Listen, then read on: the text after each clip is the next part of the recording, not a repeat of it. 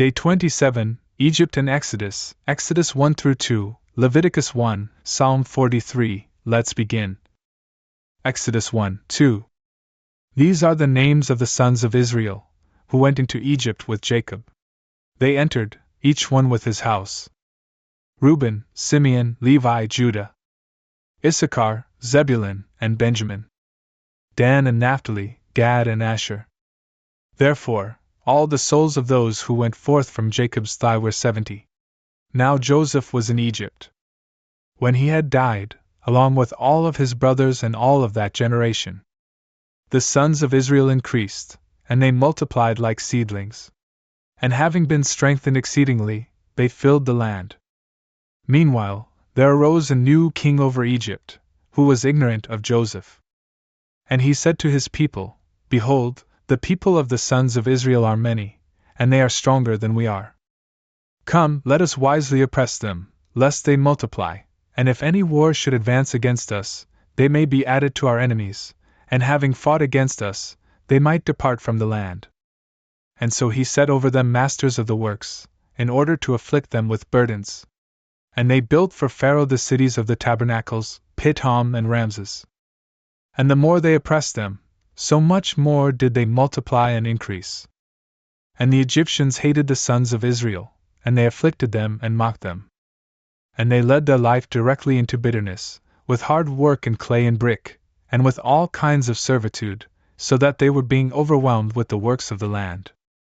Then the king of Egypt spoke to the midwives of the Hebrews, one of whom one was called Shiphrah, another Puah, instructing them, When you will act as a midwife to the Hebrew women, and the time of delivery has arrived, if it is male, put it to death, if it is female, retain it.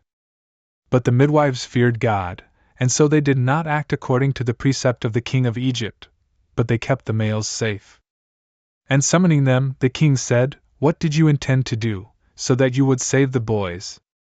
They responded, The Hebrew women are not like the Egyptian women, for they themselves have the wisdom of a midwife, and so they give birth before we can come to them. Therefore, God acted favorably toward the midwives. And the people increased, and they were strengthened exceedingly. And because the midwives feared God, he built houses for them. Therefore, Pharaoh instructed all his people, saying, Whatever will be born of the male sex, cast it into the river, whatever will be born of the female sex, retain it. After these things, a man from the house of Levi went out, and he took a wife from his own stock. And she conceived and bore a son. And seeing him to be handsome, she hid him for 3 months. And when she was no longer able to hide him, she took a small basket woven of bulrushes, and she smeared it with pitch as well as tar. And she placed the little infant inside, and she laid him in the sedges by the bank of the river. His sister was standing at a distance, and was wondering what would happen. Then, behold, the daughter of Pharaoh descended to wash in the river. And her maids walked along the edge of the cove. And when she had seen the small basket among the papyruses, she sent one of her servants for it. And when it was brought, she opened it, and realizing that within it was a little one crying, she took pity on him, and she said, This is one of the infants of the Hebrews. And the sister of the boy said to her, If you wish, I will go and call to you a Hebrew woman, who will be able to nurse the infant. She responded, Go. The maid went directly and called her mother. And the daughter of Pharaoh said to her, Take this boy and nurse him for me. I will give you your wages. The woman took and nursed the boy. And when he was mature, she delivered him to the daughter of Pharaoh. And she adopted him in place of a son, and she called his name Moses, saying, Because I took him from the water. In those days, after Moses had grown up, he went out to his brothers. And he saw their affliction and an Egyptian man striking a certain one of the Hebrews, his brothers. And when he had looked around this way and that, and had seen no one nearby, he struck down the Egyptian and hid him in the sand. And going out the next day, he spotted 2 Hebrews quarreling violently. And he said to him who was causing the injury, Why do you strike your neighbor?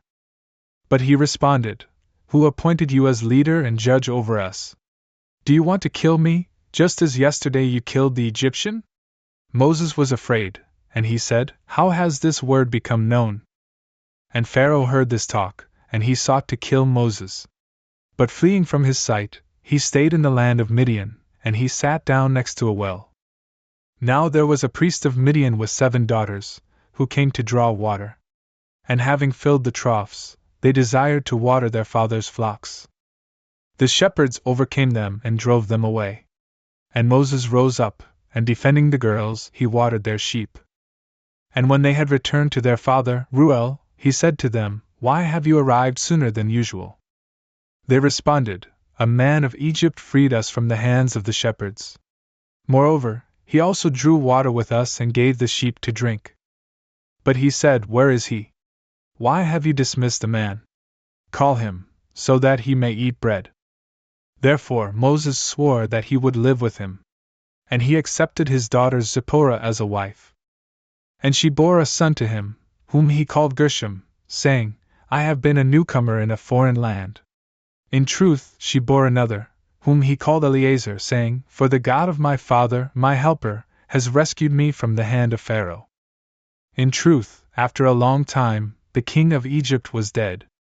And the sons of Israel, groaning, cried out because of the works. And their cry ascended to God from the works.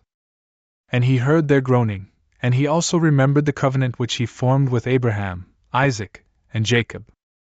And the Lord looked with favor on the sons of Israel, and he knew them. Leviticus 1. Then the Lord called Moses and spoke to him from the tabernacle of the testimony, saying, "Speak to the sons of Israel, and you shall say to them, The man among you who will offer to the Lord a sacrifice from the cattle, that is, an offering of victims of oxen or sheep. If his offering will be a holocaust, as well as from the herd, he shall offer an immaculate male at the door of the tabernacle of the testimony, to make himself pleasing to the Lord. And he shall place his hand on the head of the sacrifice, and so it shall be acceptable and effective in its expiation. And he shall immolate the calf in the sight of the Lord. And the priests, the sons of Aaron, shall offer its blood, pouring it all around the altar, which is before the door of the tabernacle. And having pulled away the skin of the victim, they shall cut up the joints into pieces. And they shall toss fire under the altar, having arranged beforehand a stack of wood. And they shall lay the parts which are cut up in order upon it, namely, the head, and all the things that adjoin to the liver, the intestines and feet having been washed with water. And the priest shall burn them on the altar as a holocaust, and as a sweet odor to the Lord. But if the offering is from the flocks, a holocaust either of sheep or goats, he shall offer a male without blemish. And he shall immolate it at the side of the altar which looks out toward the north, in the sight of the Lord. Yet truly, the sons of Aaron shall pour its blood upon the altar all around. And they shall divide the limbs, the head, and everything that adjoins to the liver. And they shall place them on the wood, under which the fire is to be thrown. Yet truly, the intestines and the feet they shall wash with water. And the priest, having offered everything, shall burn it upon the altar as a holocaust, and as a most sweet odor to the Lord. But if the oblation of a holocaust to the Lord is of birds, either of turtle doves, or young pigeons, the priest shall offer it at the altar, and twisting back the neck with the head, and also rupturing the place of the wound, he shall make the blood run down over the edge of the altar. Yet truly, the craw of the throat and the feathers he shall cast near the altar at the eastern section, in the place where the ashes are usually poured out. And he shall break its wing joints, but he shall neither cut, nor divide it with metal, and he shall burn it upon the altar, placing fire under the wood. It is a holocaust and an oblation of a most sweet odor to the Lord.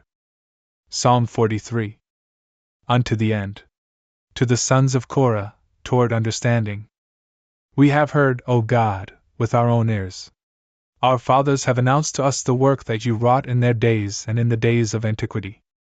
Your hand dispersed the Gentiles, and you transplanted them. You afflicted a people, and you expelled them. For they did not take possession of the land by their sword, and their own arm did not save them. But your right hand and your arm, and the light of your countenance did so, because you were pleased with them. You yourself are my King and my God, who commands the salvation of Jacob.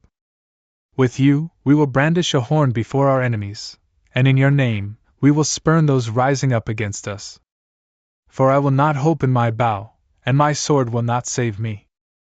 For you have saved us from those who afflict us, and you have bewildered those who hate us. In God, we will give praise all day long, and in your name, we will confess forever. But now you have rejected and bewildered us, and you will not go forth with our armies, O God. You have turned our back to our enemies, and those who hated us have plundered for themselves. You have given us over like sheep for food. You have scattered us among the Gentiles. You have sold your people without a price, and no great number was exchanged for them. You have set us as a disgrace to our neighbors, a scoff and a derision to those who are around us. You have set us as a parable among the Gentiles, a shaking of the head among the peoples. All day long my shame is before me, and the confusion of my face has covered me. Before the voice of the reproacher and the commentator, before the face of the adversary and the pursuer. All these things have come upon us, yet we have not forgotten you, and we have not acted unjustly in your covenant. And our heart has not turned back. And you have not diverted our steps from your way. For you humbled us in a place of affliction, and the shadow of death has covered us. If we have forgotten the name of our God, and if we have extended our hands to a foreign God, will not God find this out? For he knows the secrets of the heart. For, because of you, we are being killed all day long. We are considered as sheep for the slaughter. Rise up. Why do you fall asleep, O Lord? Rise up, and do not reject us in the end. Why do you turn your face away, and why do you forget our needfulness and our tribulation? For our soul has been humbled into the dust. Our belly has been bound to the earth. Rise up, O Lord. Help us and redeem us, because of your name.